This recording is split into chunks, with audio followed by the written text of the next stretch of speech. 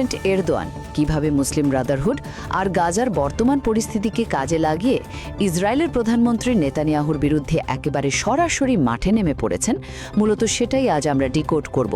গাজা সংকটকে কেন্দ্র করে নেতানিয়াহুর বিরুদ্ধে এরদোয়ানের সরাসরি এই ভূ রাজনৈতিক খেলার মাঝে অবতীর্ণ হওয়া। এখন আপনাদের মনে নিশ্চয়ই এই প্রশ্নটা জাগছে, এরদোয়ানের এই কড়া পদক্ষেপ কি শুধুই একটা রাজনৈতিক চমক,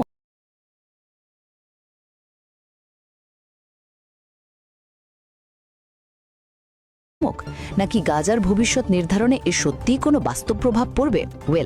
এরদোয়ানের এই প্রত্যক্ষ বিরোধিতার পেছনের আসল আদর্শিক কারণটা বুঝতে হলে আমাদের এই সমীকরণের আরেকটা ভীষণ গুরুত্বপূর্ণ পক্ষের দিকে তাকাতে হবে। এই পুরো রাজনৈতিক সংঘাতে মুসলিম ব্রাদারহুডের গভীর সম্পৃক্ততা একটু খোলাসা করে বলি। এই ব্রাদারহুড হলো মধ্যপ্রাচ্যের একটা বেশ শক্তিশালী সুন্নি ইসলামী আন্দোলন, যাদের সাথে এরদোয়ানের দীর্ঘদিনের গভীর সম্পর্ক রয়েছে। এই পুরো পরিস্থিতিটা কিন্তু আসলে একটা জটিল দাবা খেলার মতো, যেখানে মুসলিম ব্রাদারহুড হলো সেই মোক্ষম ঘুঁটি যা এরদোয়ানকে নেতানিয়াহুর বিপক্ষে সবসময় ঠিক এক ধাপ এগিয়ে রাখছে।